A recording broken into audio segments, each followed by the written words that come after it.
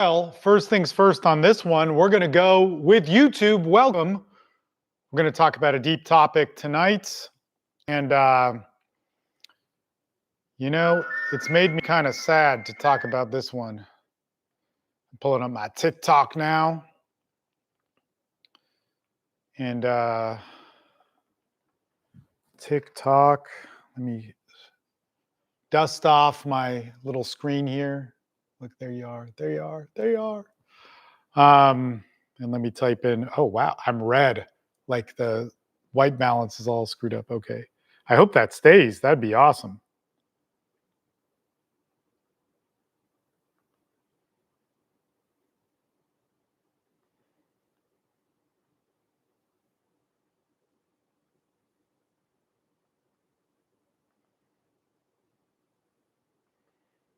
Oh man, I'm only allowed 32 characters. Well, parental alienation live. How about that? Okay, we'll do that and we'll go live for you TikTokers out there. You wonderful, wonderful people. Okay. So, I'm supposed on TikTok it says I'm supposed to welcome everybody. Well, welcome guys who are on here. Awesome. Hey, man, transform. Thank you so much. And dude, my TikTok live is red. This is awesome. I love it. I hope, how do I show you guys? How do I show you guys? The TikTok live is like I'm on fire, man. Isn't that crazy? You know, usually that's my face and not my camera, but you know, you show the selfie or whatever. Okay. Oh, look at that. Wow, pretty cool. Okay. You get the thing. I'm amazed. If you guys are watching this on TikTok, what's up? You can also watch it on YouTube, and YouTube is a little bit easier. It's a little bit better quality, easier to navigate and so on. And if you're on my email list, you could be watching it there. Let me get situated with all of my fancy stuff. I got hot tea that is pouring out. I got a cold drink too, and we're going to sit in this chair for probably a couple hours and talk to you guys about parental alienation. Man, it's numbers. You're welcome for my videos. I hope they work. Dante, thanks for the knowledge, man. Thanks for showing up. And transform on YouTube. You sent me $20. I appreciate that. That's really cool.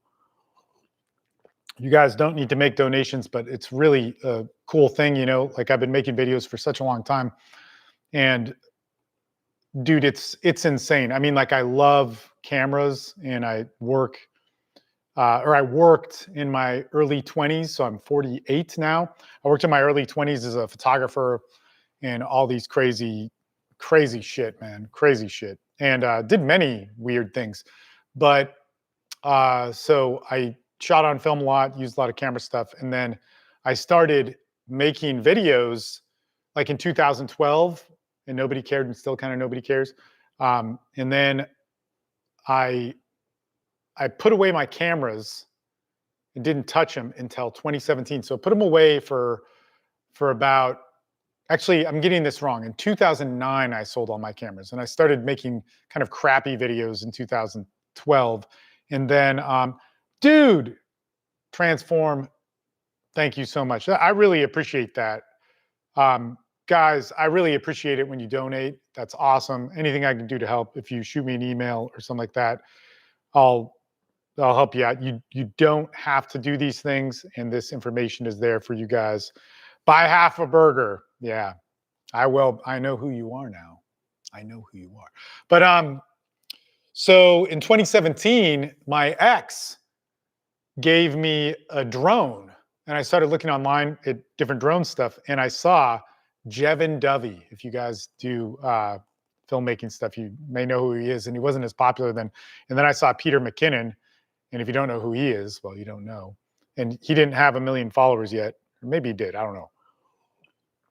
And I was like, these guys are doing what I used to do. Man, like this is crazy. So I started getting cameras again, and then I went, holy shit.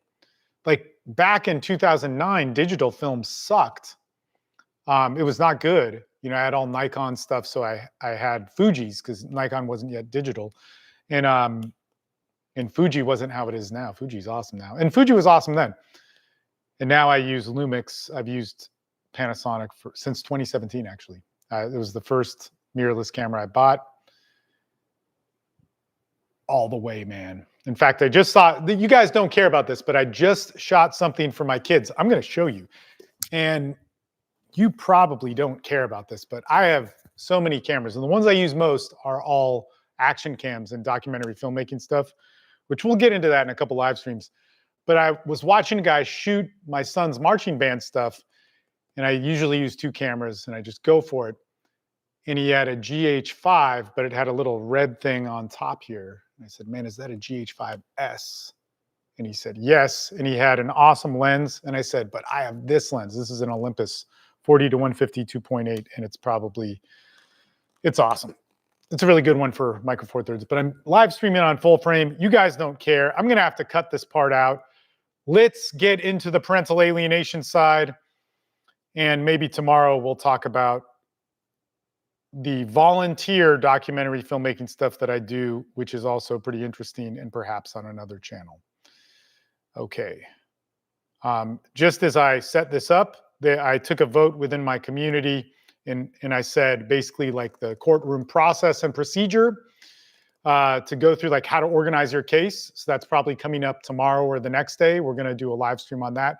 Like how do you prepare? How do you drill back and forth? In fact, somebody who wrote in here sent me an email saying like, wouldn't it be great to drill back and forth and have like 1 minute to say this and that? And one of the things I worked on for a woman who hired me is how do we prepare for her trial, right? So what questions, what are her nervous points, what throws her off, what makes her get confused? How do we prepare for that? So in probably tomorrow or the next day's live stream, we're going to cover that. So that'll be a good one. And there's so much more like evidence stuff. And you can only do so much when I'm giving like general information on that, but it'll be something to get started. And there's nobody making information on this stuff, which is horrible, right? And then I said parental alienation and to talk about like the effects of it on the kids. And then I said there would be some cultural pieces. There were 2 cultural pieces that I'm working on that I want people to, or I want to talk about a little bit. So in that one, nobody voted for that, but I didn't really say much about either of the subjects of that. But those will come up, and that's where we will talk about some of the anthropological stuff. Let me just message this dude. Here's the live stream. The first 10 minutes, I talk about nonsense. Sorry. But then I swear it gets good. As I'm emailing that to him, I don't know if it's actually going to get good, but let's hope it does. Okay, so guys, let me switch hats and get this sucker going. And let's do it, huh? How about that? Record on the camera. You know, this topic is really a very, very sad one for me. And I like talking about it, but it really does upset me in multiple ways. My camera quality is amazing. Do you know that all of this is just on 1080p? I don't do it in 4K. Mr. Beast only uploads in 1080p, but shoots in 4K. This subject is really screwed up, and it's affected me a lot for my life. And you know, as I was kind of going over the notes for this, it really did make me sad, and in a lot of ways. And I'm going to try and articulate it the best I can. But as you know, this is all like one take. But I do this all day, man. I talk about this stuff all day. So, okay.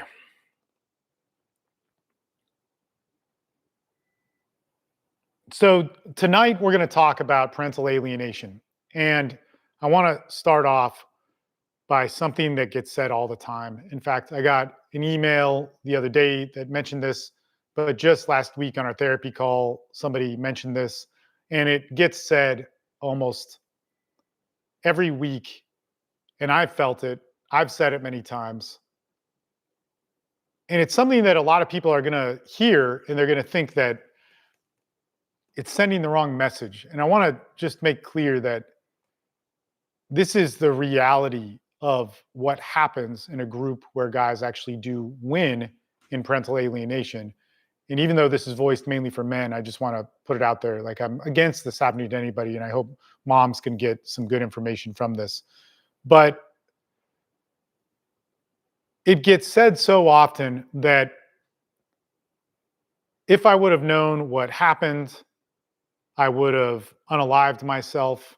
If I would have known what would have happened to my kids, I would have never fought. And if I knew what being a father was like, I would have exterminated myself before I ever became a father and when life was happy. And when we hear this over and over again, we think that that's just another reason why dads are bad or screwed up, or this person was a weak person, or they were mentally ill, or whatever the different situations that come up from saying that. And I just want to put it out there that in having the group that I have, you hear this all the time. And in having the group that I have and knowing and working with men side by side who've been alienated for 5 years, 10 years, 6 months, it's bad any length of time. Those men that win, they get custody, they rebuild relationships from torturous times, have all said that. And we need to tell the reality of this, because in our world, we have a misperception of what a hero is. We think it's somebody that basically does steroids and had dental work done to look like they're perfect and all these stupid things. We think they're heroes that maybe haven't even fought in their life, but hold the image of that. And the heroes that I know, because you got to remember, there were dads in 2009 that came to me who couldn't see their kids, had their kids taken away from them. And I created a community that facilitated something for them. And all of those dads did something that nobody cared about, that everybody hated, and they had to walk through the darkest times in order to get something with their kids. No advice was there for them, nothing to guide them. There was just forgive or you'll get over it. Time heals everything. And those things could be true, right? But people gave them advice who couldn't understand them. Now, anybody who feels pain, I think, needs to have a solution for it. And those men had none. And they walked through it only for the love of their kids. And it basically destroyed them. And so when we have dads in our group who win, who get the thing that everybody wants, they're reunited with their kids, and they hear about another father who's killed themselves, and you should never do this. I don't want you to do that. I'm not, clearly, understand this is to encourage you that there is real hope, not fake hope, not the stuff that a lot of the people in your men's groups, women's groups, churches are telling you. There's real hope of this. The men that fail, the men that might go to jail, the men that get the greatest loss, the men that may that go on living, that could be worse. You go on living, but you're completely broken and destroyed. We never look down on those men because we know the pain and we know how close we were to that. And here's what's worse about all these things. Okay, and this is a pretty long list of bad things. What's worse infinitely from all of the men that I know who've gone through this, and women, moms and dads included, but I just have so much more experience with dads. What's infinitely worse is what the kids went through. So those dads who were just destroyed, right? Night after night, had politically correct culture tell them to just get over it, or maybe you should see a professional, or this is what forgive, like take the high road, read this book. Go to this therapist who is unprepared and untrained for what you're going through, who had other men say, you're just not alpha enough.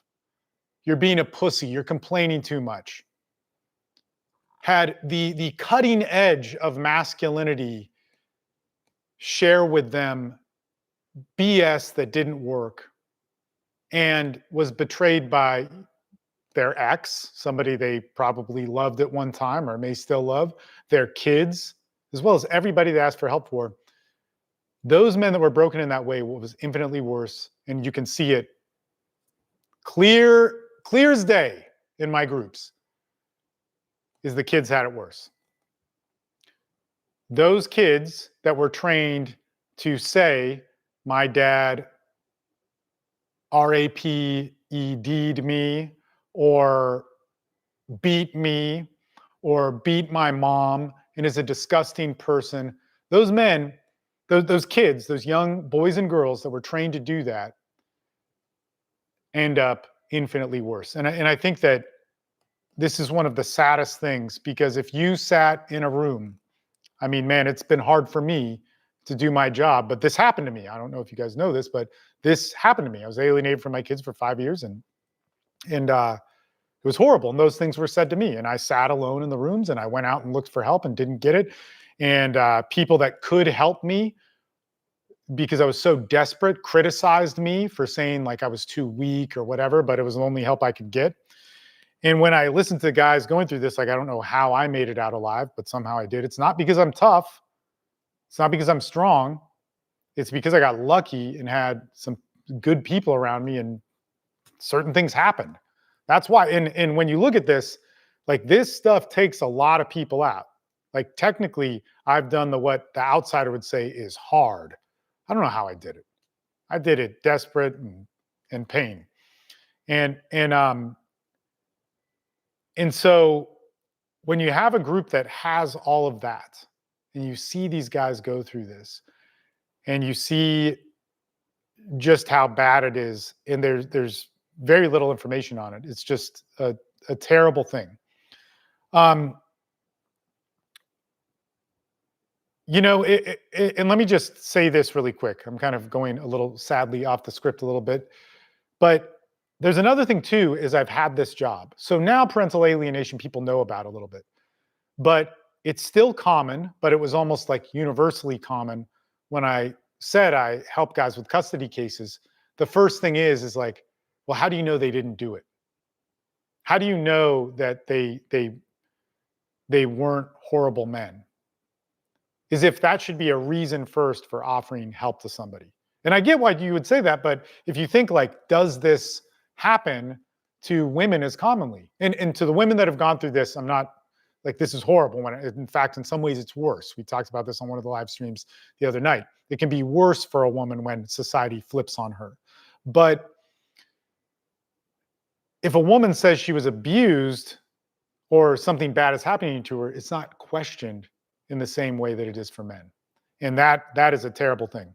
So it's one of those things that is just tough. Another thing too is like, well, why not, why don't you tell men to seek out, I hate this one, seek out help from the professionals. Why don't you tell men to go to somebody who's qualified to talk to them? And I'll be the first to say, please find that imaginary person if they exist. But from what we know in our groups, they don't. And because I have a group that offers this, it's there. And another thing too, I'll just go with this woman side of things, because I've been talking to a lot of women about their issues, and I've worked with a lot of addict women and now alienated women. One of the things I've always hated about politically correct culture, which we're going to get into a little bit here with the issues with women, is they say, why are you talking to her? Not that I advertise to talk to her, but like if I'll say it to a friend or something like that, and they'll say, why are you talking to her? She needs an empowered woman. Man, where are the empowered women helping the women in need? The only empowered women we know are like the alpha males, who aren't guys who've fought for something and won. They're people that have the image of that. And this is a huge conflict in our culture that is just a disturbing, disturbing thing. There are no professionals helping. There are some, and they shouldn't be hated. There are very few professionals helping men. There are very few professionals helping women with real needs. It's just a terrible thing. So let's jump to this. When it comes to men and parental alienation, there's a message that I would want to share from somebody who's helped men in parental alienation and facilitated a group for almost 20 years now that has had men actually win, is that we don't need you to feel sorry for us. We don't need for anybody to be sympathetic towards it. But what we need is we need people to stop telling us how we feel. We need people to stop telling us what the solution is when you don't understand who we are. And if you haven't lived with that pain, if you haven't sat through the nights in an empty house that used to be filled with kids, or because you left a volatile situation with your ex and you got an apartment and now she's keeping the kids from you, if you haven't felt that pain, please don't speak to it. Man, influencer, woman, therapist, pastor, please do not tell us what the high road is. Please do not tell us legal theories that you know nothing about. Please do not tell us about the healing process of this because you don't know it. And the problem with that is that it hurts us.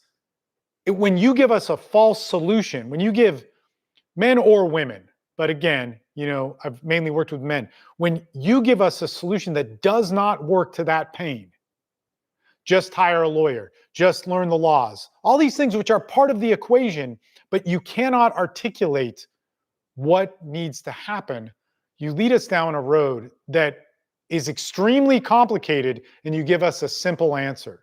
We get false hope, we think things are good, and we run into a wall and we get screwed.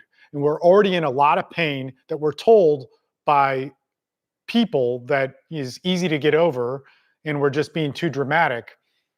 And this is wrong. If you lose your child, and I know sadly a number of men who have lost their kids and have passed away, whether it's suicide or some horrible accident, that's a horrible thing. And one of the horrible things with that is that those men will talk about how everybody tries to understand them but doesn't. Well, if you're an alienated father or an alienated mother, there's something like that happening. But rather than people trying to understand you, they're telling you that you're wasting their time because you haven't figured out how simple self-help is. This is wrong, man. It's supposed to rock you. You having horrible thoughts that are severely unhealthy and you need to get help for is normal. This is your starting place. And this doesn't mean that I'm endorsing that, but I'm saying that is most likely where you're going to start. You're going to start with those things saying, I wish I was never a father or a mother, or that if I found out this was going to be it, I probably would have unalived myself. You're going to start out with those things, and you need to get around people that can help you. And if you need help with reference for therapists, email me. Groups, there's my group, and there's some other groups. There's a lot of codependent groups or things like that that are free that can be very helpful for this, but it's a hard road. And man, this is why I do my job. Okay, where was I in this? Let's just start with here. Part of the problem with parental alienation in the court system is that there's 3 definitions to this, and they all speak different languages, okay? There's a social definition, like what we hear amongst people. If I say the word parental alienation, people might understand that in a certain way. There's also the social media phenomenon of parents talking about the pain of this or watching different information on it, which is very good. And it's horrible. We all agree that parental alienation is a bad thing, but this builds its own language of what it is. There's also a legal definition of it, which is almost non-existent. And like in Austin, Texas, where I'm at, parental alienation is used sometimes in the courts, but it doesn't mean what you think it does. It is not considered abuse on the level of what it actually is. In most courts, You can't really say it or talk about it because there isn't a definition or a precedent set in that courtroom for it. And in our groups, we actually have had men win their cases and learn to structure their entire case to not say the word parental alienation, but have set precedent in their courtroom for the first time it ever being recognized and put in a ruling that could be referenced for other cases. That's pretty awesome. But knowing that road and the fight that that gentleman had, there wasn't anything awesome about it. It was extremely painful. The result, awesome, but extremely painful. There's also the psychological definition of parental alienation. So this is not in the DSM-4 or 5 or wherever we're at with it. It's not something that is recognized, and so its diagnosis kind of fits in the zeitgeist of our culture of what it is, okay? And so we have to understand this when we're fighting it and we look stuff up in terms of psychology on it, it may not be something that's admissible in court or able to be talked about in court. If we're trying to fight parental alienation in court, we have to start looking within the language of what the courts recognize as psychological abuse or parental interference, or these different things that are already established in court. This is super important because if you go down a rabbit hole of educating yourself through social media on the family court system, you're going to find a lot on parental alienation, and you're going to think evidence works in this way, and you're going to set up the completely wrong thing. And when it comes down to the social idea of what parental alienation is, one thing I cannot emphasize enough is that we, with all of our issues, the parents going through these hardcore custody issues, we need to get past the hysteria of it and find out what are the actual solutions. What helps a family? What helps you going through this? What do you need as a man? One thing I will say, and this goes into all custody information that's high conflict, you going through this you're going to be in a certain mental state that you will not be able to get out of. You need to get around other people, a group or a society or a culture that understands that can help you think and process through this. Okay, so in parental alienation, you're going to be upset, you're going to be pissed off, you're going to not be able to think, you're going to want fairness, equality, justice, you're going to jump to all these things that is setting up your legal case, and that's going to make you fail because you're not thinking clearly, not because you're weak or bad or stupid or whatever it is, but because you can't see your kids and they're probably the most important thing to you, and that side of you is being taken away from you. So you need other people to help you. And so when we get into the social definition of it, there's a whole bunch that can be said. But let's start with what parental alienation actually is. Okay, so this is not the legal version, and this is also not the social version. This is an attempt to describe it psychologically. Okay, so the origin of this word is actually controversial. It comes from Dr. Richard Gardner, and he was a psychologist for kids in the 1980s. Now, whenever parental alienation, I make videos about it that become virally popular, like on my TikTok, people say it's non-existent, and the person that created this term is a horrible person. Now, Richard Gardner is fairly controversial. So he's a child psychologist, and he made very questionable and horrible comments that have to do with abuse towards kids. And he ended up taking his own life from being exiled from this. I think he was a Columbia University professor. But this then turns into one of the great tragedies of our culture. Parental alienation absolutely happens. Absolutely happens. There's no doubt. Like, you can't deny if you're watching this. And so people will say, because this person was the first person to coin that term that we repeat, and he wrote about it, and he wrote good things about it, was an extremely flawed individual, that we now need to discount this phenomenon that is wrecking your life. In this pattern happens over and over again in our society and culture. Our culture rewards and sets up an ecosystem to have alienation just be too easy, or promoting people with personality disorders to have a petri dish to live and grow in. So what it is actually doing psychologically in the theory of it, right, is that it takes a child and it plays that child against the other parent. So the changing of that child's opinion, the forcing a loyalty component to that child, meaning that, like, for instance, we go through a breakup as you might be going through, and I'm going to use a man in this example. I'll try and switch it up in this live stream. But then the mom wants to prove she's a good mother, which is great. You should prove you're a good mother. But in that, she's wound up because she's probably not thinking clearly. And she starts to play the father against the child, and basically saying that the father is evil. So imagine being 8 years old, okay, and you're told in either words or behavior that your dad is dangerous, that your dad is mean, or your dad is selfish. And the only source of love, well, maybe you have multiple sources of love. You have, your grandmother, your grandfather, your father, your mother, but your mother now has isolated you and starts to tell you about this evil man who's your dad.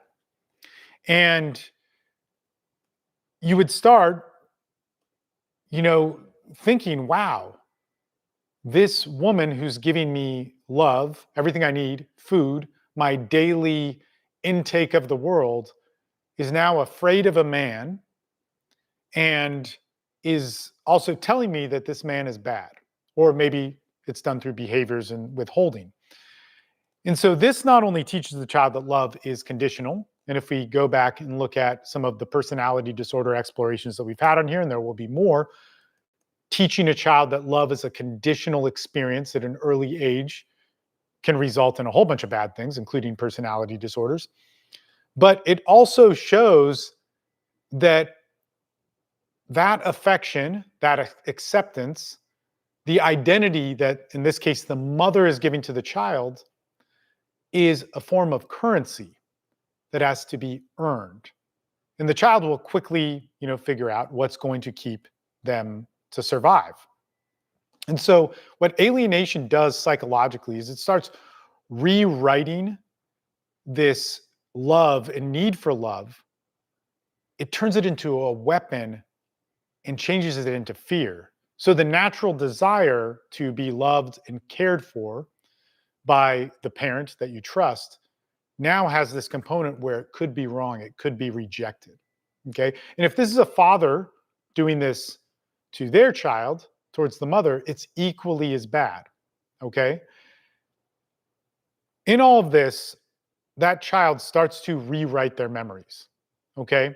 And the earlier it happens, the worse it can be. But also, I want to actually point this out, that when this happens with kids in puberty, what we see in the group, only from my experience in the group, I don't know for this for sure psychologically, but I sure do think it should be studied, and it's not. When it happens when a child goes through a transition in their life, like they get an influx of hormones, it takes on yet another spin.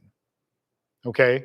So there's points of alienation that can happen, at 3 or 4 when the child's mind is forming. And this, I would theorize, creates a whole different child in the end. And we've seen this, right, with my groups having the longevity that they have. But also, if it happens 12, 13, 14, 15, you see this other dramatic switch. Now, there's another flip to this, is how I started coaching men had nothing to do with any of this. It had to do with issues within society, issues with loneliness, issues with dating and sex, issues with abuse, issues with addiction. And there is the first time I saw this. Now, you've probably heard me talk about this before. This influx in like 2006 of men came to me. And all of them that came from broken homes had a mother that had lied to them about the father. And at some point, 18, 25, maybe when they became fathers, they got reunited with their father and realized their mom was lying. And they described this over and over again to the point where I'm like, in 2006, we didn't think this was possible, right? We just thought that dads were evil and the mom had a reason to protect herself, and women's rights and so on. And women's rights is a good thing. It's not a bad thing, but people misused it. That's the thing we should be mad about. So as this happened, I'm like, this is unreal. Every guy that comes from a broken home has this. Now, the people that were hiring me came from a certain demographic. They were upper middle class, maybe they were middle class or wealthy, and they had a different situation. So they had access to therapy, they had access to all these different things. And for some reason, they sought out this guy, me, for all this strange advice. And then it came down to this consistency. When I worked with drug addicts that were in the prison system or in rehabs that did not have money, they didn't have wealthy families, totally different story. This is where their parents were usually pretty bad. One parent did abandon them usually, and this is with the lower income people. When I worked with addicts that were wealthier, that gets into a whole, that's worse. The level of dysfunction with that is truly evil, which maybe that is for another whole thing. Man, that I could really speak a lot about. So that was interesting. I had this influx of people that had this switch, young men who hired me or adults that hired me had this issue of being lied to. And it was so crazy because this caused a huge conflict. They all loved their mother. They all loved their mother. And even the lower income addicts would love their parents, even though their parents were just black and white abusive to them. And they also distrusted their mother. So the demographic that was taught to hate their fathers and came back around to like their fathers, there was a new form of hatred or resentment or these types of things towards women that spawned from this lie that they were forced to believe for many years. And this became a massive problem. And so much of those young men who were taught to hate their fathers came from young men who were, they were 3 or 4 or 2 when they split, or they were teenagers. And that's the first time I really saw the difference between those things. Now, in this, those men also would have sisters who also reacted to this in completely different ways. And what you saw over and over again was these people got obsessed with causes, got obsessed with politics, got obsessed with this confusing pain. And again, causes and politics can be great to be into, but we all understand that when it becomes dysfunctional, and there was this sort of different thing that came into it. So a child, your child who's being alienated, is now being set up in a new culture with what I would say are greater problems, greater outlets for addiction, greater outlets to confuse oneself, greater outlets to be harmed socially, greater outlets for things like, if there are leanings, like as we talk about in the NPD, BPD videos, is that this usually comes from situations like this. Love is conditional. There's a transaction to me. There's a performance that I have to have, that I need to have a split personality with mom and dad and school and all these different things, that I need to do this and I need to figure it out all on my own. This creates things like NPD, BPD, or all sorts of different personality disorders. And now our culture has more outlets for those to become worse and more toxic. And so this is essentially what is being laid out for our children in this, okay? So if alienation comes from a parent with a personality disorder, like a historic personality disorder or borderline or narcissistic, something like this, the damage is going to run even deeper. And this is one of the fatal things in this that we know from our group. People that make false allegations, people that are regulars in parental alienation, that regularly do this, they do it to an extreme level, there's something seriously wrong with them. And that then creates a deeper issue with those children. So because that parent uses the child as some sort of mirror to manage their own emotions, this then turns into a whole new thing. Psychologically, this is horrible, right? This is horrible. There needs to be more studies on this. And at this point, at least there's a demographic of children who are now adults who've said this has happened to them, and those basic studies can be done. But we get the surrogate parenting. We get those children thinking that they're going to save their mother or father or whoever the alienating parent is. We get this crazy transactional cut off from empathy sort of mindset that could grow in birth, so different sociopathic mindsets. We take a very selfish, or we put a very selfish environment for our kids. Those kids will also have different levels of insecurity. They're going to, fight for attention in whole new ways that, we can't predict, but we can see has happened. And over time, that child's identity, their personality, that would just be natural in our world, dissolves and becomes something that works to fulfill not being attacked or used as a pawn or to make their mom or dad happy, some sort of transaction. Remember, we're replacing love with fear. And this is what I say all the time is the language of abuse. And this is really, really terrible. I want to put this in perspective for everybody dealing with a custody battle or something like this with a narcissist or a borderline.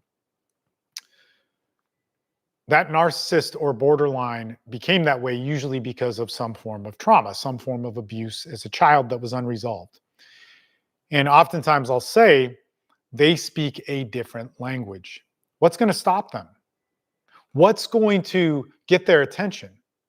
Okay, it's the adoration, it's the stars, it's the big deals, it's the recognition.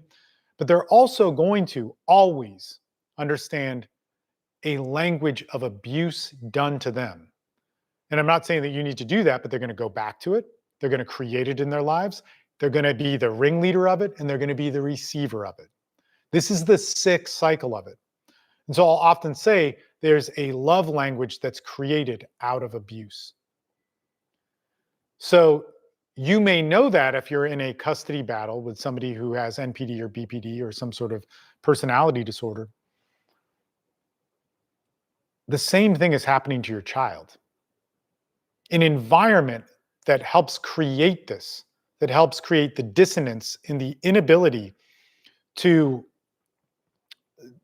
navigate through life normally, that they are a commodity in that parent's dysfunction, is inherited by them. And so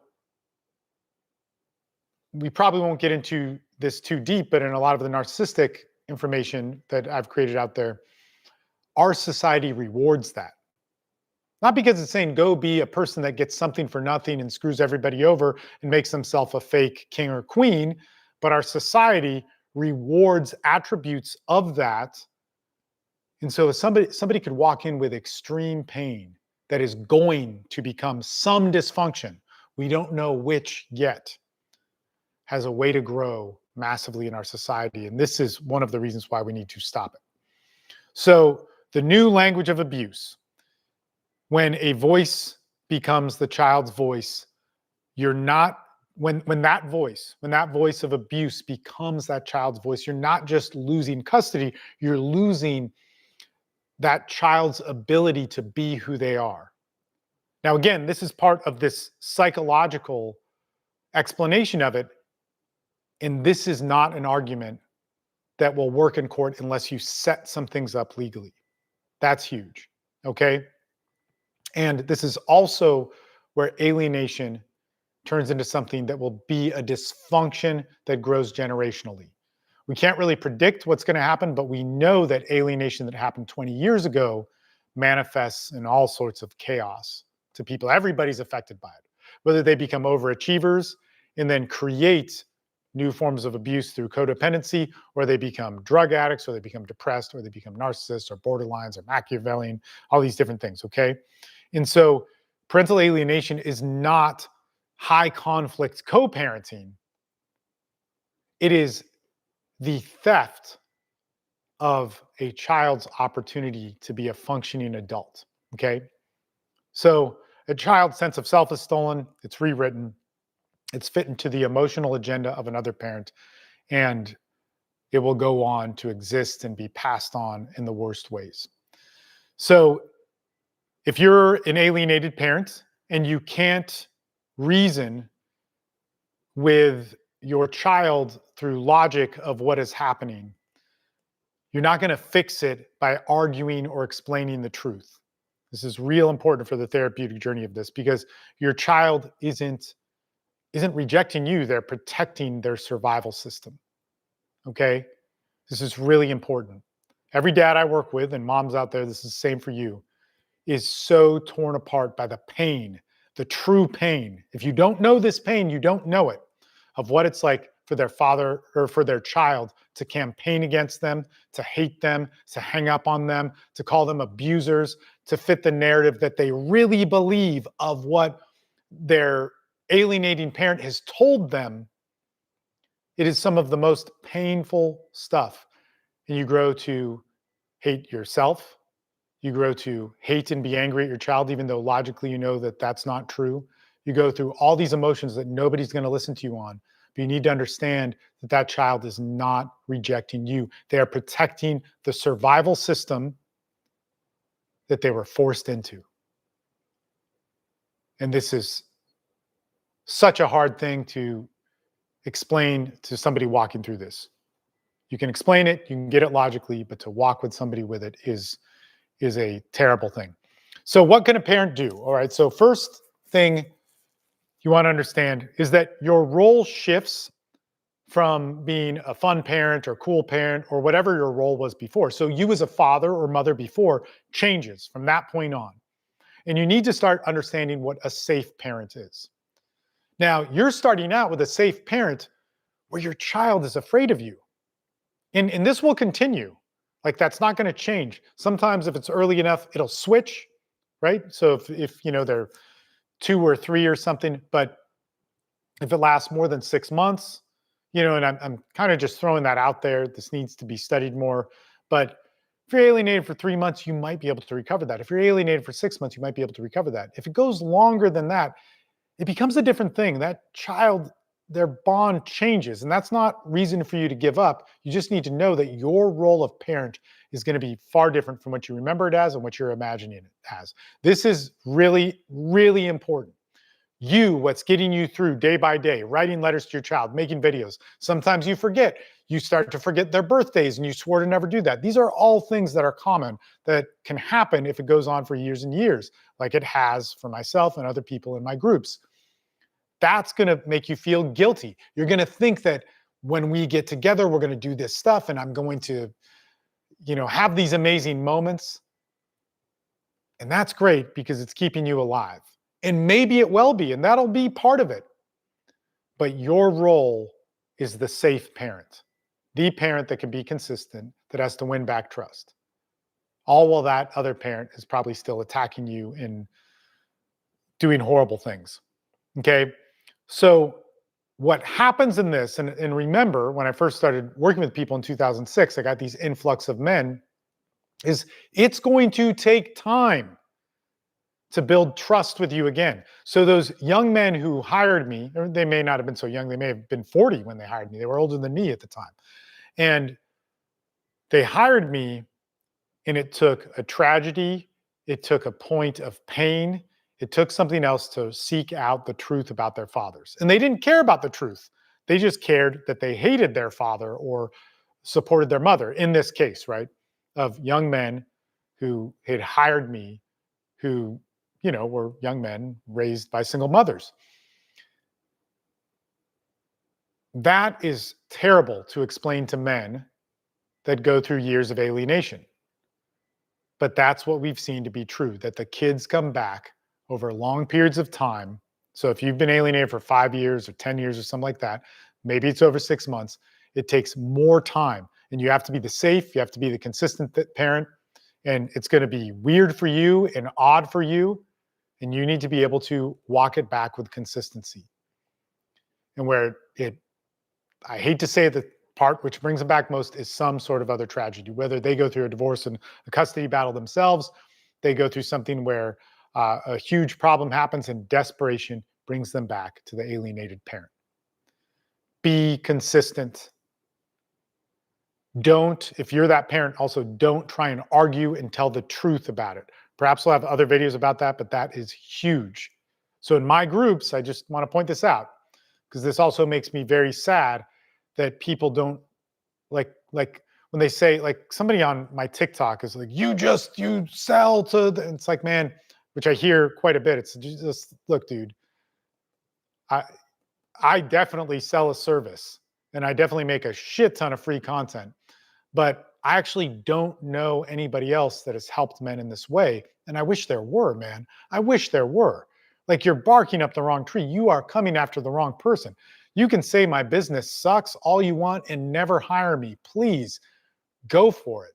But that doesn't discount the free information and where it comes from. And the men who've fought for their kids that I have stood with, that went to jail, off themselves, and the men that won, that is a hard freaking fight.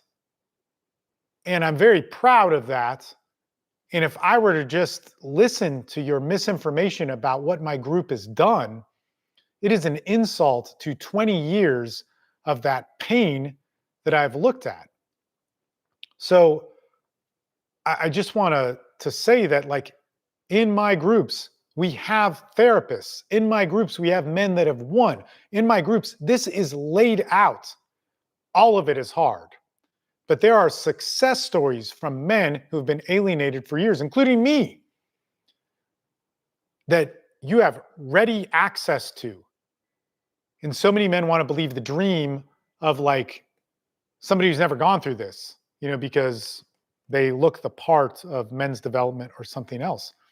Like, this is such a crazy thing. And I was actually thinking about this a little bit off script here, is because this comes up in my rants, long-winded live stream things, is that I'll say this group is built off of true pain that men have had.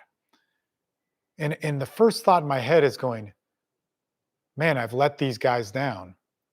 And then I just did a call today, and I did a call yesterday and thought this, and it's the first time I'm helping somebody with this problem. They have a unique problem. It's the first time I'm helping them, with this certain situation. Very unique legal thing or very unique addict thing. And I'm not trying to sound unique in this. It's just, it's never happened. And everybody has told this person no. Oftentimes with the addicts, they've had, from hyper wealthy families, they've had every access to therapists. They've had the best therapists. They've hired Tony Robbins, literally. Like, this is common with some of the addict people I deal with. They've spent a week with him for, $500,000. And I'm the person helping them on something that there's not a lot of information on. I'm truly saying I don't know the qualifications of this, but I will help you. And so that's how a lot of that pain was formed. Like, that's how this group was built, was me saying, I'll help you. Even if I don't know the answer, I'm going to do my best to find the answer. And then these answers are found. And the fact that men's coaching, these guys like Tony Robbins, who could be doing great stuff, the legal system, social systems, psychology, hasn't found answers for many of the problems which are regular, is insane. And we should be more mad about that. Get pissed off at that.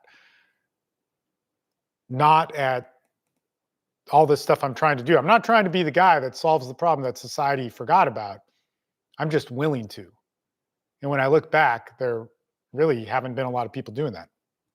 Okay, back to this. So the alienated parent, what's your memorandum, man? Calm, consistent. Seriously, you show up when they don't show up.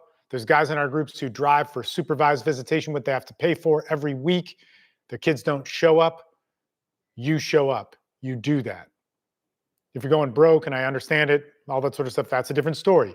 But you try and show up. That's your job. You show up not knowing. You show up. A lot of the guys in our groups go through major PTSD. They can't function in the world. They change with all sorts of stuff, not because they didn't know the right information to beat PTSD and do the right crazy thing. It's because it's really hard, right? It makes you crazy.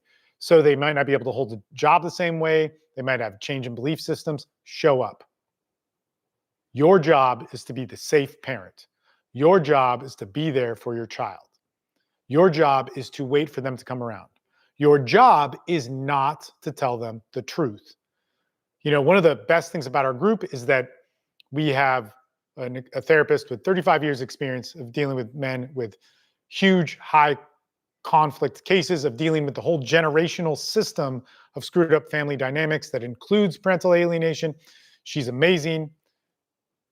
One of the best answers you can get, and there's so much poor therapy on this, and especially so much poor therapy towards men. And when you hear her break down why you should not tell the truth, why you should not expose the mother, at least to the father's talking about this, but it's vice versa. If you're a mother going through this, you don't need to do that, because you are attacking a child's survival system. You're attacking not something logically that they can change in their minds. You are attacking their whole world and identity that was forced upon them through abuse. You need to get them the proper help. Don't make them fight your argument like the other parent did.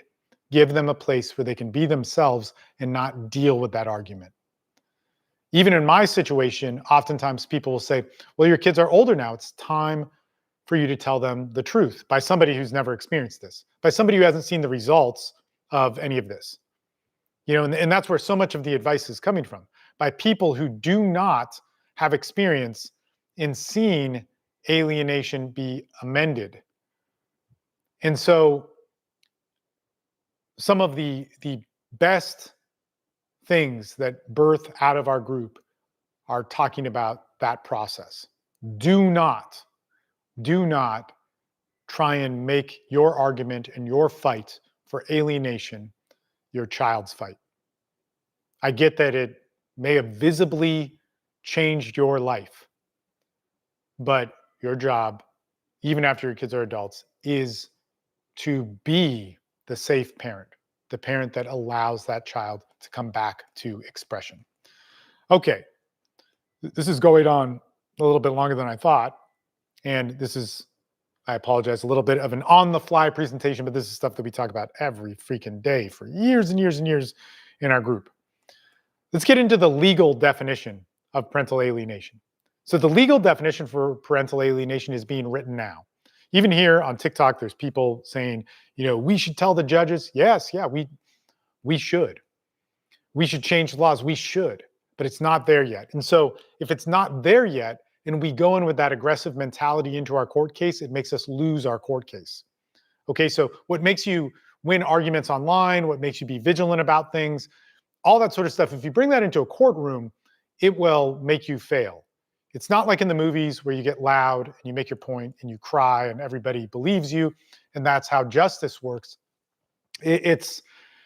You have to have a certain presentation in court that's very, very important. So what you have to start showing, first off, you have to determine, is parental alienation a term in my court that anything is decided upon? Most likely it's not. So then we have to go, how else do we show this psychological abuse? What's the process for it? Which is difficult, and really difficult. It's so difficult that we talk about it and work it daily in our groups. So difficult that guys who have won and set precedent for parental alienation in our groups, where a lot of this comes from, it takes something out of them. I mean, it is extremely difficult. That doesn't mean you give up. That means you stop looking at the wrong stuff. So step one of why things are difficult in family court legally is because you're listening or watching or learning things that don't work. Whether that's TikTok people, YouTube people, whether that's attorneys that may not be familiar with winning a case like yours, whether that's you going down a rabbit hole of ChatGPT and basically looking at like, how do we argue parental alienation? And it gives you an answer and you think it's right, but you haven't tested how it will work in family court. So you need to find out what your court, not my court, not your friend's court, but your court with your judge, how they would rule on parental alienation. And if not, You then need to look at how would they go about to prove some sort of abuse or parental interference that's psychological in this way, because you can. And there are good YouTube videos that and people on YouTube and TikTok that do break this down really well. Like it's crazy, that there are so many people ranting about how the system needs to be changed and we need to go fight constitutional law, which could all be true, and not looking at the visible, searchable answer on this where you can find it. Because guys in my groups who have won or in the process of fighting this have found it and used it. So we know it at least works in their court. It's hard, very, very hard, very hard. If you just expect me to answer it in like a comment or a 1-minute video or a 6-hour-long video, it's not a good enough answer for your case. You're gonna have to study hard and you probably need some support, which is why we have the group that we have. So parental alienation, not in the DSM-5, which is a huge reason why it's not seen in the courtroom. There's not a clinical diagnosis to it. So most jurisdictions, like your court, are not going to have a statute that defines it. Now, it's unfair, it's screwed up, but you need to understand this. Okay, you need to start understanding there's more creative ways to look at it. So interference with the parent-child relationship could be one angle, but there's so many. And actually, I wish I had in my notes of some of the different people talking about this. And some of this information comes from like 10 years ago. Some of the people's videos on how they've won and argued it comes from a long time ago. And again, it's sad that people will do anything for their child, but usually anything means I just want to fight hard and be loud and argue online, where anything should be doing insane research and hopefully asking for some help and getting some guidance from it. In fact, let me look right now where some of this stuff is, because I know I have it somewhere on here. Okay, so we have Bradley Freeman's stuff on parental alienation. You can Google that. You have Bill Burnett on parental alienation. You can Google that. You have Dr. Craig Childress talking about parental alienation. And these are people that could talk to you and give you legal examples of how they've worked with other people, right? That are there, right? You can find that. Okay? So it's unfair. The courts suck. I know you need to blow off some steam. That's your therapeutic release. That's not strategy or tactical. You need to look at the tactical stuff. Okay? So look up, and there's many, like if you want to understand the legal part of parental alienation, probably the most useful book for guys in my groups, and I've talked about this, is Ashish Joshi's book, Litigating Parental Alienation. It's cheaper than it was. The guys in my group bought it for like $170 when it was out. Now it's less than that. Buy it, get a used copy, talk to people, hire him. You have to have an attorney. There's many people who have good information on this. So don't be a parent that defines doing anything for your kids being pissed off and sad and being angry. You're going to be that. You get to be that. There's no problem with being that. But in the strategy, look at some of these people. So Ashish Joshi, Litigating Parental Alienation. You have Craig Childress. You have Bill Burnett. You have Bradley Freeman. I'm going to even give you one more that I do not know. This is from guys in my group. But you should also look at one of my clients. Like, so again, I got one email saying, you're not helping us with this. And I'm like, dude, we literally have guys going through this in our group who find solutions that could talk to you right now who've won custody of their kids. Like, please listen. But another person was referenced today. I've not heard a lot from this. This is brand new. This is a new reference. But this is a coach that my client has gotten a lot of success from, and that's Charlie McCready. I don't know Charlie McCready. I don't know any of these people, but my client, who I trust, has worked with this coach, and he said that it's helping him a lot. Whether that's the therapeutic side or the actually getting your kids back, I don't know. But good information. And this guy has fought a hard fight. And this guy couldn't see his child, ran out of money, was broke, and now he can. So that's at least some good advice, some good recommendations. So I don't know how those things will work out. Hopefully you wrote those things down. If I ever edit this video, that will be on there. So look, courts don't define parental alienation. They don't define the term, but courts will recognize a pattern, and courts are going to care about psychological abuse if you can put it in the language of the courts and in their pattern. Watch my countless videos on this sort of thing. It's very important. Otherwise, it will drive you crazy. And again, remember this, when you're in this, you're not thinking straight. I'm telling you that not because I think you're weak or I don't understand you. Every single person is going to not think straight in this. So you're going to think impulsively, reactively. You're going to think with fight, flight, fawn. You're going to think of all sorts of different filters and impetuses to all of your thoughts and what you need to do. And if you want some help, get a network of people around you that understand the psychology in this to help you think clearly. This is the secret to why my groups win the impossible. Not because we're so smart that we win the impossible, or even that we can guarantee that we're going to win the impossible. We just have a lot. It's because we all communicate and we can think clearly for each other. That's one of the main things. That's more important than me. That's more important than the Joshes who've won their case, who've set precedent in their courtrooms. That's more than a lot of stuff. Okay? So be careful with this. Fathers and mothers, you're going to be emotionally reactive. That's not going to be good for court. That's not good for law enforcement. That's not good for CPS. That's not good for anybody you need to help your case. It's going to screw things up. Okay? I know that's asking a lot, but in court, don't be emotionally reactive. In front of law enforcement, in front of CPS, DCFS, in front of friends of the court, in front of a custody evaluator, in front of all these people, you need to and understand what game is being played. A game that if you lose will severely wreck your life. And what is that? Even worse, your kid's life gets it worse. Okay? So the court punishes emotion, not manipulation. What a horrible thing. What an injustice. Yes.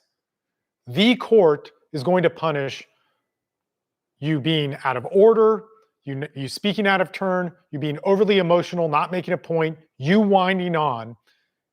It's not there to punish manipulation. I would even argue that it's not even there to punish lying. Like if somebody lies, it's not going to punish you for that. It might make your testimony not heard. It might discount you in some sort of ways, but there's not going to be some enforcement like you lied, I'm holding you in contempt. That's going to get passed by a lot. In family court, there's a ton of lying. Everybody would be in jail. So what you have to learn is watch some of my other videos, build patterns, learn how to document properly. Probably tomorrow or the next night's live stream is going to cover how we really prepare for this. Like how do we prepare to answer questions? How do we work with the group on it? How do we document things properly?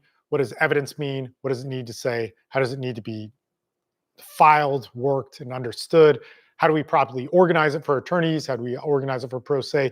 These are all important things that nobody really talks to you about, sadly, and it would save you just tons of money in your relationship with your kids. Okay? We're trying to prove in this, usually not alienation, but we're trying to prove interference, instability, and harm through evidence and through precedent and rulings that have happened in that court, in your state and your county, and in front of your judge. You're going to need to understand that. Okay? Don't prove alienation, prove the pattern, prove the harm. So this is also important when we try and fight in family court. We fight a lot for emotion and get the emotional win. She lied, he lied, screw them. I want them to lose and feel our pain. This is normal. This is understandable, but it's not going to make you win. What's going to make you win is the functional side of it.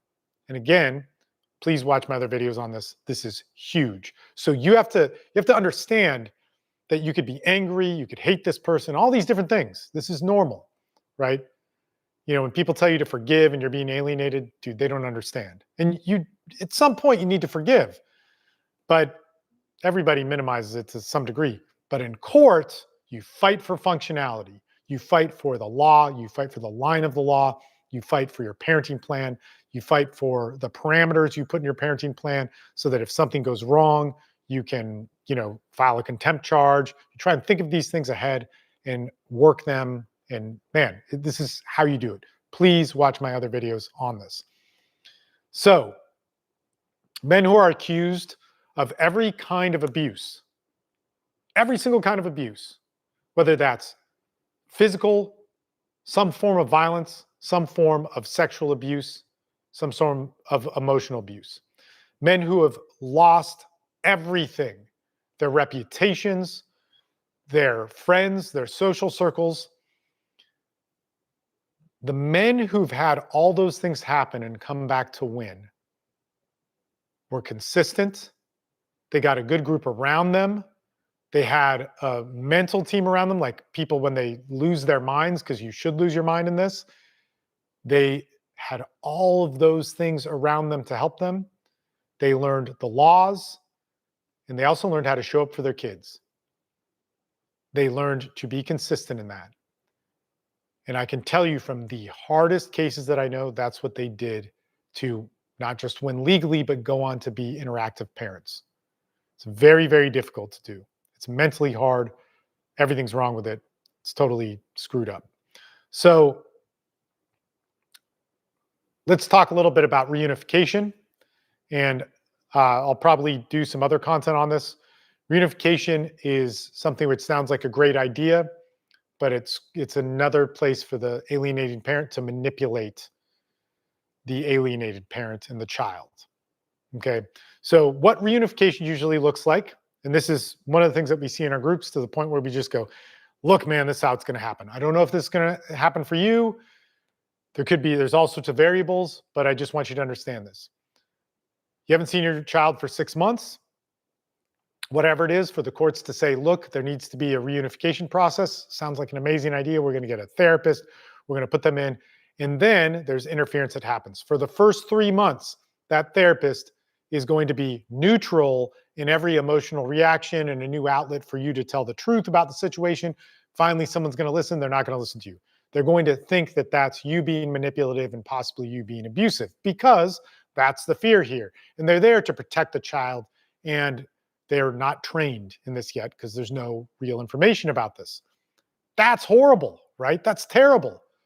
But that's what happens. So what we tell dads is, okay, eat that, go with it, show up, be consistent. Don't get in an argument with them. Tell your story. Talk about this. Say about your anger, but don't get too angry and, because it gets written as you could be abusive or violent or these things. And then usually what happens is you go back to court and check in 3 months. And at that point, the judge goes, well, why is mom, so it could be mom or dad, but in our case with guys, it's mom. Why is mom interfering so much? You have to do this. You can't interfere. You can't make these excuses, blah, blah, blah, blah. They then go for another 3 months. And in that 3-month period, the therapist flips. If the dad doesn't get pissed off and angry and, rightfully so, all these different things, right? That therapist will then flip. And then another few months go by. Maybe it's 6 months total, which is horrible. And then they go back to court and the therapist writes a report basically saying that mom has alienated the child or using different words. And then a judge usually doesn't want to take away custody from another parent, even though they took it away from you or however the situation is. So they're not going to do that unless it is extreme. So usually you need more time to get custody to flip. Then they're going to inch back custody with you. Mom's going to have consequences. If it is mom alienating, mom's going to have consequences if she interferes and continues with all these different things. And it's tough. So this whole process, if we screwed up legally, which is really easy to do, and you're not a bad person for that happening because it's so easy for it to happen, alienation is going to, man, if it goes more than 6 months and enters into the reunification process, you're looking at probably 3 months before making any headway. So then a total of 9 months. So you're alienated for 6, add 3 on top of that, and it might be another 3. The longer you are away, the deeper the lie gets. You should really read Ashish Joshi's book on this to understand it, because you see the best thing to do with alienation is get parenting time by any means possible, even if it's supervised, and you need to stop it as soon as possible, because every day that goes, it gets worse. And like, you might be thinking, like, in your reactive mind, you might be going, man, it gets worse, this and that, da, da, da, da. I have to do something, but you need to think clearly. You need to get with a group of people that can talk about it.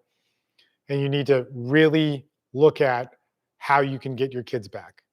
It is vital, vital. And there's no one way. I could make a 6-hour video. Well, here's the thing, interviewing guys who've done this, but they're still in their cases. Like, this is what's screwed up. They're so paranoid. Some of them have done interviews with me, and you can watch their videos, but they're so paranoid about talking about this, that it could happen again, that they won't, like, to make it public. But even then, if they talked for 6 hours, you could not break down the depth of what you need to do legally and mentally in this. It's very, very difficult, but you have to stop it as soon as you can, or else it just gets exponentially worse. Okay? Big, big thing. All right. Where do we have in here? You don't win with tears, you win with timelines. Okay, so structure your case properly, do all that sort of good stuff. Let's get into the social definition of parental alienation. And perhaps this is the first one I should have done. I'm sorry this is going on so long, but this here is really, really important. Okay, so our culture made this. Our culture, our thing which benefits us in so many ways, gives us jobs, gives us points of entertainment, gives us our moral structure for parenting, helped make parental alienation possible. It helped make narcissistic and borderline and historic personality disorders slip through the cracks of family court. It made you hysterical and not know how to fight this. And as much as we need to change that, if you haven't heard me say this, I care about what works to solve real problems that my clients have. That's what I care about. Being hysterical about the culture might solve the future generations issues, and I hope it does, and I care about that very much. But let's start with your problem. But first, we do need to understand that this is a part of our culture. It's inside you. It helped raise you and is raising your kids, okay? So we've talked about it psychologically. We've talked about it legally. We understand a little bit about that. But we want to talk about how our social world helped create alienation, and it rewards it. And it makes it something that isn't just rewarded, but it's championed. So nobody's sitting there saying to alienate a child and make it good. But if you're going through this, you probably know that your partner, your ex, who could be a man or a woman, is being championed for this. You probably know that your ex-partner, father or mother, thinks they're doing God's work in this, thinks they're doing the right thing. And just like I talked about those men that came to me in 2006, who I initially started working with, and they all had single moms who raised them, those single moms were championed. They thought they were doing the right thing. They were rewarded for that. Okay? This is terrible. And it slips through our cracks in so many different ways, whether it's women's rights or men's rights fueling this. It is unchecked, and it happens. It is real. So in all of that, we need to know it, and not yet to get hysterical about it. We need to know it because this is how we're going to defeat it legally, psychologically. So in a legal battle, it's part psychological. We have to understand how the psychology works. They're rewarded for it. Okay? We have to understand their mentality of not seeing it. We have to understand that because this is what's happening to our kids. This is what's making our kids believe certain things. We have to know that so that we don't do it back. It's one of the more important reasons also of not arguing with your kids, not trying to convince your kids that mom or dad is a liar.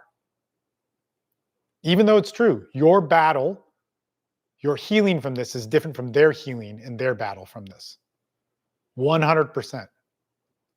It is part of their survival skill. Okay, so we're saying I was hurt in our culture. I was hurt, I was a victim, I was abused, I had to run from something. All of this is rewarded. When my ex and I split up, she left, made a big scene, posted all over social media. Happens to everybody, right? But you can probably relate. Moved everything out of the house immediately and said she had to do what she had to do to be a woman. Now, a man can do this too. Like, in order to be a man, I got to do that. I have to protect, right? And it's probably some of the same things you, as a victim to this, are saying yourself. I'm trying to survive. I'm trying to hold on to something. And they're using that same argument. And this makes people popular. This builds into BS healing culture.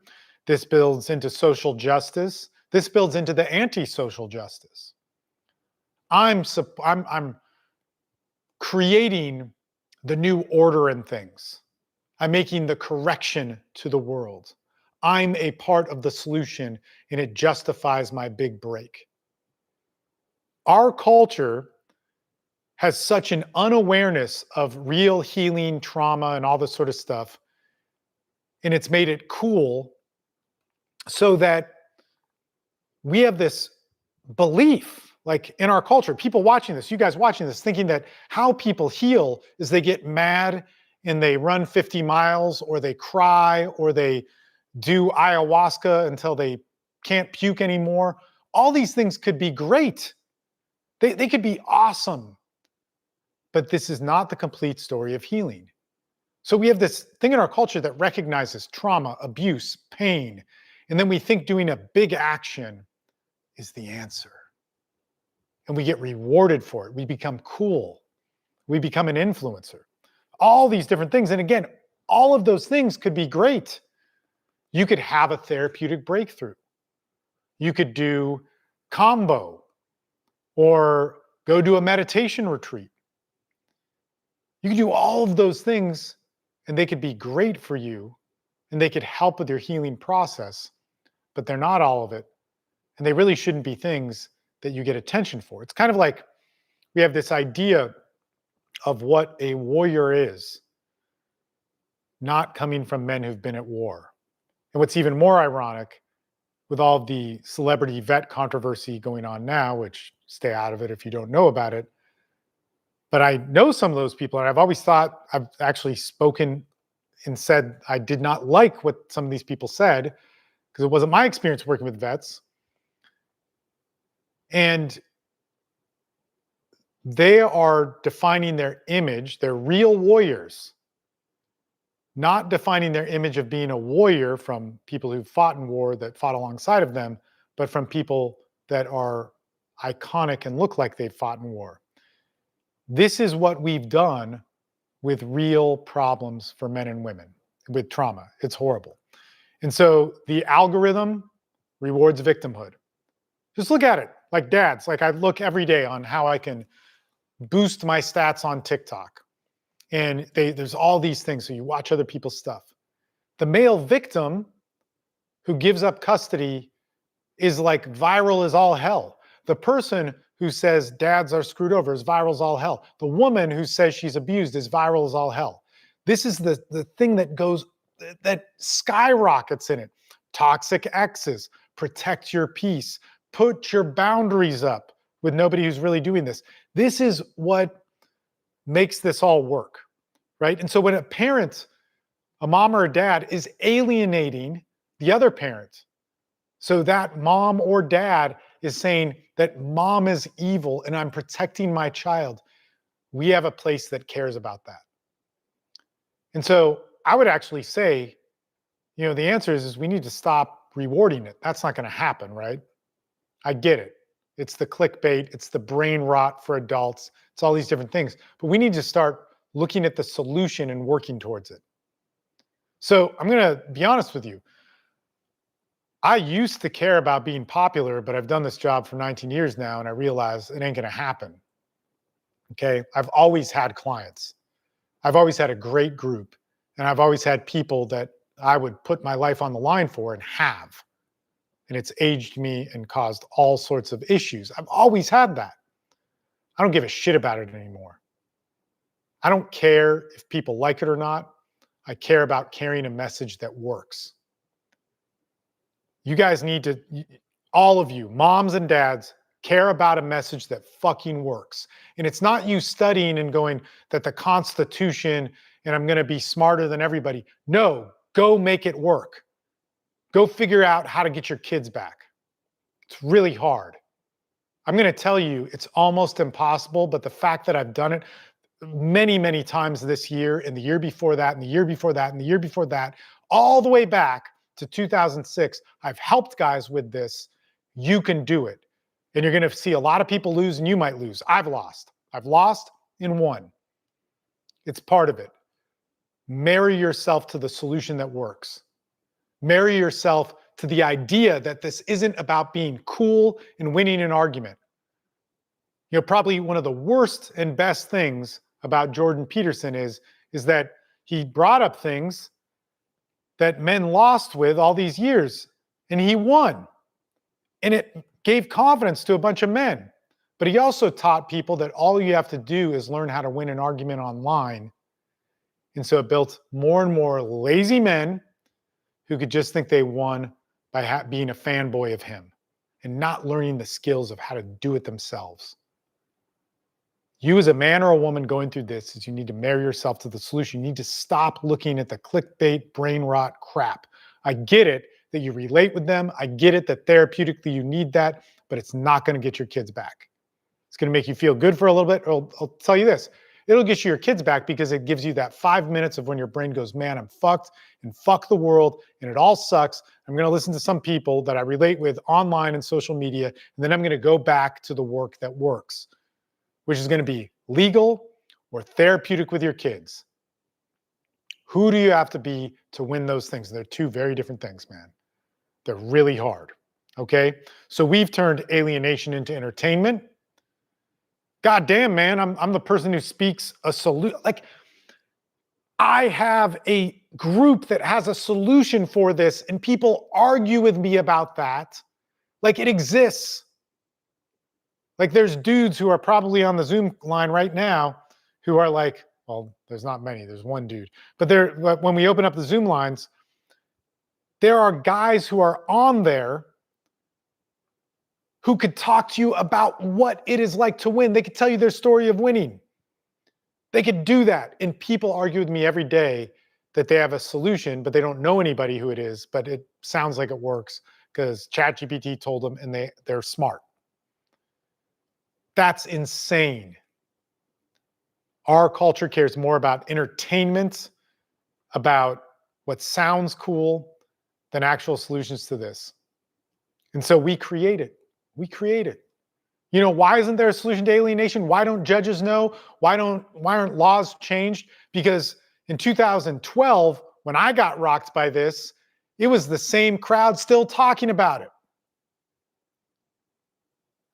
All they talk about is how much they're a victim in this, and they are, and it hurts, and it sucks. And there's a reason why I went away from them. And there's a reason why I talked to lawyers about it. And there's a reason why I started changing the anthem of my group to start talking to men who went through this. And there was a reason why I said, I don't know the solution, and I'm totally unqualified to work with this complicated thing that wasn't even labeled parental alienation, at least in our cultural lexicon then, that, okay, I'll start helping with it. I'll start figuring out what is not possible. And every single one of those men in the men's rights groups talked about how it was not possible and men get screwed in it. And then 2016, 2020, whatever, these eras come by of men's development that say we're going to finally stand up to men. And instead, they give you a dude on steroids that is full of shit. Stand with men's problems, dedicate yourself to the fucking solution, and walk that. And it's hard. It doesn't feel good, and you couldn't pay somebody enough to do it, but I have done that, and you can do it too. Do that. Stop trying to be popular. Stop trying to be cool. Start working with the real shit, man. Okay. So when everything's abuse, nothing becomes abuse. Think about this. Our culture also rewards this. So this is where the social definition of alienation gets ultra dangerous. It isn't just psychological. It's a cultural thing. It's part of virtue signaling. Everything that we have here is a point to be hysterical, and we let real abused people slip through the cracks. So here's another thing. I've thought a lot about this. For the last 5 or 6 years, I've had multiple friends of mine who are women. So I mainly help men, but some of my friends that I don't advertise about this are women. They're women that have big problems. A lot of it has to do with sex trafficking and all sorts of crazy, screwed up shit. I hear everybody talk about how evil this is, about how whatever it is. And these are people who I've become friends with. I'm not trying to help them or save them. I know them through different communities and so on. And nobody's helping them. Nobody gives a shit about them. Everybody takes their pain. I know somebody that, see, I can't even say this word, especially being a man, having a men's channel. You can't say this word, but they were raped. And they bore a child that is somebody else's, and they raised that child. And this is terrible. I actually know people that were in the prison system that had a similar situation to that. And then they married the person that did this. So they were abused as a teenager for years and years and years. And then they married that person. And it was this crazy thing. These are things that happen in certain environments with people. Okay, this comes from the addiction world that I work in. Nobody helps them. Nobody helps them. We hear everybody virtue signaling about their issue. And nobody helps them. So much to the point where they don't even think they're a part of that dialogue. That dialogue is for other people. And they can get no help that's in that. Same thing happens for men. I think this is crazy when women who are feminists and get all vigilant about me making content for men and it excludes women. Dude, you're not helping women, man. I'm not trying to say I want to help women in that demographic, but I have multiple friends that live that and have sat there with them for long periods of time, just out of friendship in their crazy struggle. And sometimes I'm the only person that sticks around. And the other people who've stuck around who do help them aren't anybody that is talking about this shit on social media. So our new addiction in our culture is attention through pain. Pain is the new black. Pain is the thing that defines you. You hear it with the men's movement of saying that pain forged me. Great. How come you don't look it? I know what pain did to me, the real story of it. I know what the pain did to the guys in my group, the real story of it. It ages you. You don't look pretty. We hear this from people talking about victimhood, from abuse from their childhood, all these different things. I get it. It could be part of the process. It could be your first time expressing it, but they're championed and made something they're not. And then we lose the real story of what healing, of what actual help is, or solving legal matters like we're talking about with parental alienation. We get famous for it. If you're really in this to actually work with and help people through the long process of that, you're going to have people hate you, disown you, all that sort of shit. And at a certain point, it's just got to stop mattering. And you go, what am I doing this for? Am I doing this because I'm married to an actual solution of helping people? Do I have a real commitment? Is that the case or not? So that's one of those things. The one thing that I will say there's a couple things that I get vigilant about and it pisses me off. And I probably need to do more therapy or whatever crazy modalities of healing that I mentioned before this, do a meditation retreat or 500 gallons of ayahuasca or whatever it is that when you discount the work that I've done I'm not saying that you respect me for that. I'm saying that you respect the men who begged me for their lives and they died. Or you respect the men that were broken from this and can't get a job or can't function normally in the world, can't have a relationship, that aren't walking around with hatred or resentment, but just so that they could be a dad and make it through this, they they're changed. And even one of the most memorable things in my life is when one of my closest friends, who's a female, begged me and said she would do anything, meaning all the things that you could imagine, which were not done, so that her child could have food. And she wanted to stop working as, probably one of the things you also can't say, but as a prostitute. And when that is talked with some cheap online, whatever shit, and I walk around with that daily, knowing that that's a part of my life, not because it's cool, not because you should fucking care about it, but because in that moment I was like, it's probably the right thing to do. That's something that really pisses me off. When guys in my groups are insulted, when my work around that is insulted, or the people that, man, probably are taking away from my life just from carrying that stress are insulted, that pisses me off. So you, if this is happening to you, man or woman, walking through this, man, it's really hard. You got to walk through it. You don't have to be me. You probably do it better than me. Like all of my business with all of its flaws, you could do way better than me. But the only reason why I did my business was to come up with a solution that could work for people.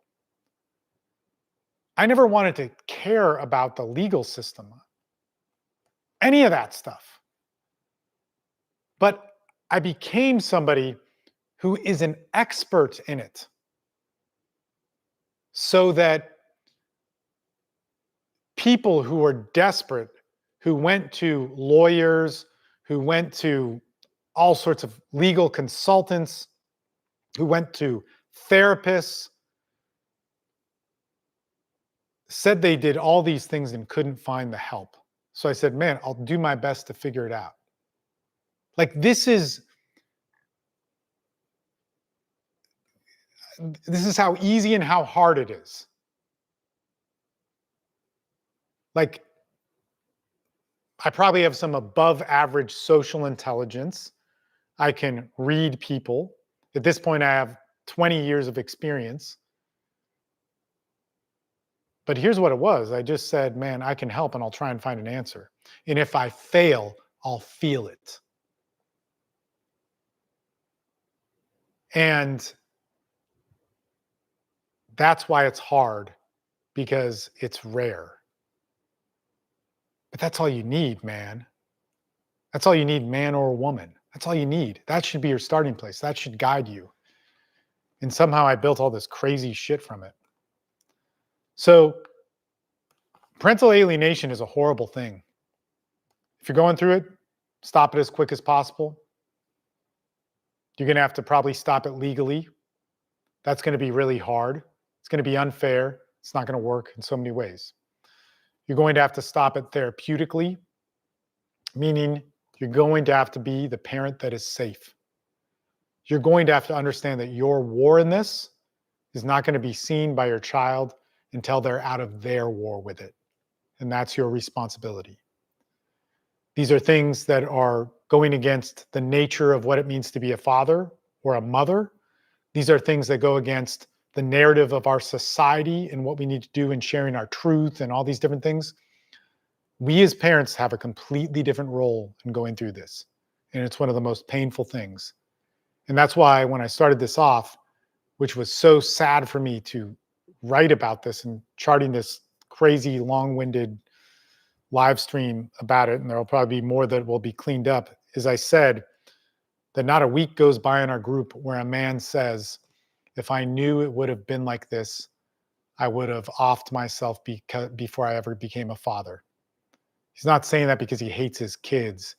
He's saying that because the pain of this and the pain that comes from truly loving your children as a father, or if you're a mother going through this, is going to bring you to that. And you need help. And you shouldn't off yourself. And you shouldn't live in a world of hopelessness. There is an answer.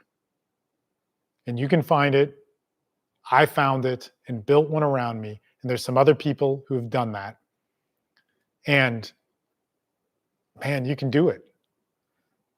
So on that note, I'm going to end this live stream, and I hope this was beneficial for you. And man, all I can tell you is every single winner, every single hero father that I've been around, every single one of them started off saying and feeling, guaranteeing feeling the hopelessness that you feel, but they found a way to win through extreme perseverance, extreme amounts of pain, in the same system that is unfair as yours. And if it was 15 years ago, like with me, it was harder than it is now. It doesn't mean your case can't be a tragedy, but man, guys who've had the same cards stacked against them as you do have won. And it was really effing hard, and you should probably talk to them and do whatever it is they say, at least to start. Peace, guys. I will spend a few minutes looking at some questions. I'm going to look at the questions on YouTube because they're a little bit easier for me to read. Thanks, guys, for staying with me on this one. I know we got a little sidetracked, and I probably should have charted this out a little bit better, but as I told you, the votes from my group were on this one, and this was clearly the least charted out of the live stream notes I had. Okay, I was wondering if I can even bring up abuse in custody, as I thought it's more focused on how we are going to deal with custody. Okay, I know she will make false allegations if they give her a chance. So somebody else writes in, I'm going to get to this, okay? Don't be afraid to file a state bar complaint against any bad attorneys, judges with the Commission of Judicial Performance, okay? All right, yep. It's disguised, okay, to do this, okay, some judges. All right, let me get to this. So if we're going through parental alienation and false allegations, but the case is about child custody and visitation, and we're going to court for that, we do need to keep it to that. All right. So if false allegations are being made, we need to address those in a proper hearing. If we don't address those in the proper hearing, we're actually speaking out of turn in the court, and we're making it more confusing. Now, this gets crazy because if we're dealing with somebody who has like some personality disorder, NPD or something, they're attacking us, what's going to happen is they're probably going to burst out in court. And what I'm telling you right now, it's probably a bad idea if you burst out back. So we're not going to fight emotionally, or we're not going to go all over the place and do random topics. We're going to go back to the order of the court, the language of the court. And when we do that, like let's say we're going for visitation or child support, that's what we're arguing. If she's bringing up false allegations, or he or whoever is bringing up false allegations or parental alienation or something like this, if you're not in a hearing for that, if a judge wants you to address it, you can, but more likely than not, you just need to get back to the visitation and child support. So if you're going in for custody, you're going in for custody. Now, if she starts talking about false allegations, if that's the first time they're being brought up in the courtroom, or they're not on the court's docket and she starts to bring it up, you don't really need to address it. You might need to say, that's not true, and then bring it back to what that court is about. So you prepare for what that hearing is for. What does it say on the top of the piece of paper that everybody was served with? That's what's important. Okay, what is this hearing about? And you need to keep to that. That's what your hyper focus is on. Now, in divorce, custody, all family law, it's like there's all this stuff happening. But if we bring that into a specific hearing, that just opens up a can of worms. One, for that family court judge who has huge amounts of discretion because they're not here to rule on, or I'm sorry, they're here to rule on whatever is being disputed. And family law could be with everything: child safety, property, uh, animals, which are usually considered property, houses, real estate, financial stuff. And they may not be experts on that, but they can rule on it. So they have this huge discretion. When this starts getting brought up and you get in an argument about it, and then that argument can't be solved, then the state, in this case, that judge needs to step in and make a ruling on it. And this is how so many guys screw themselves. Keep it to what you are in court for. Argue that there, save the other arguments for outside of court. Then you go into court, you file a motion for that specific argument, and you go for it. If there are false allegations and you're going to court for that, then man, you need to take that seriously and be ultra prepared. Ultra prepared. Okay? So, and it sounds like I answered that question. Thank you so much. Okay. The illusory truth effect is such a hard thing to go through. Okay, yeah, I'm going through it. Man, fathers go through this. Okay, so this is one of those things that happens in family law where, okay, let me present this in a different way. So in family law, when we're being alienated from our child, that child is going to have this crazy problem that we as fathers need to deal with as fathers or mothers, whatever your situation is. And in the courts, it's completely different. So the real problem of our child being psychologically brainwashed, going through abuse, and then believing that abuse to happen, which is the real thing that I want to get into here, is a whole crazy thing to unravel. That's totally warped. Like, man, this is where some of the stuff in my group and some of the stuff in the different addiction circles that are within my group or outside of my group, it gets crazy. But in family court, we can't bring that up because there's no points of reference to it. Okay, so there's nothing that set precedent on this. There's not enough psychological studies, but it happens all the time. And there are psychological studies for this, but in family court, they oftentimes don't recognize it, okay? So we have to fight this battle to win as much as we can in family court.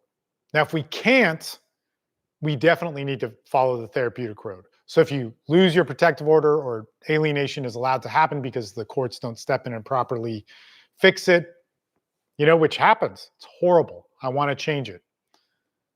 And I do a pretty good job at changing at least this part of it, helping men go through it.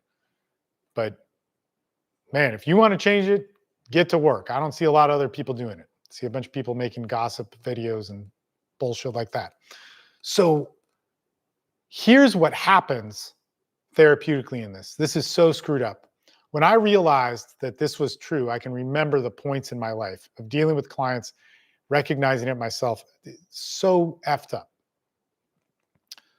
How a child interprets reality, which gets reshaped all the time, especially in parental alienation, is where they need to start therapeutically.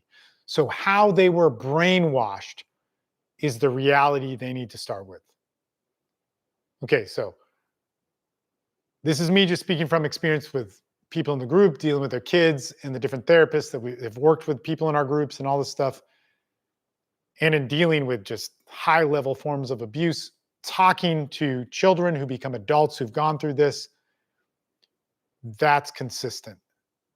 That's so screwed up. So how mom or dad brainwashed this child is where they need to start therapeutically on the journey of unwinding this. If that's true, then when they find out that there is something in reality that didn't work. So, like a dad or a mom told that kid that the other parent was evil and gave them all this evidence for it. That's where they need to start. So, they need to start with the belief of the lie. You can't just rip it out from under them because that's the survival skill. That's how they survived. This is a part of their identity of every intelligent decision they made. I'll give you an example. So, a child or an adult was talking to me who grew up with this. And they were saying that their first example of, they didn't even word it like this. They were like, when I was protecting my brother and sister of this, I realized that stepdad was doing this and this and that, da, da, da, and it went into these modes. And man, this is how I knew I was a resourceful person and cared about people and had my whole formation of empathy there and da, da, da, da. Well, some of that turned out to, as I would presume, because I wasn't there, that was BS. They really did protect their siblings. They really did do all of that. But the hysteria around them needing to protect their siblings from the danger that was always happening was exaggerated. So they need to start with that. Why? Because this was this person's initial point of genius. So the first time your child who's being alienated feels, it comes across some of life's lessons, their identity, how they understood morality, how they did the right thing, how they protected somebody, how they realized the hard decision between two hard roads and which one were they going to take and what would be the right one, what would be the wrong one. All those decisions were around a filter of a parent giving them a false narrative. Extra anxiety, something was dangerous, something was wrong. This is how deep this gets. It's so screwed up. This is their formation of what love is, trust, who to care for. This goes before logic ever happens. Their amygdala starts firing off stuff. And how does this move into their prefrontal and postfrontal cortex of what is the right decision? Who is it in their identity? This is what makes us unique as like human beings and highly evolved mammals. So every mammals have a little bit of this, but with human beings, it's massive. Like this is the crux of addiction and why it's difficult and why we have such personal attachment. Attachment itself, right, is because of our prefrontal cortex, our ability to make decisions with identity in hard situations, our rationale, being able to weigh the scale and how it affects our ego. Before there was ever an opportunity for things to be shaped in that way, a parent created a false environment for that child. So all of their ego is attached to it. So if we want to heal that therapeutically, man, it's huge. It's huge, huge. It's not easy. You don't just tell the truth to your kid. It has to filter through that. That's so crazy.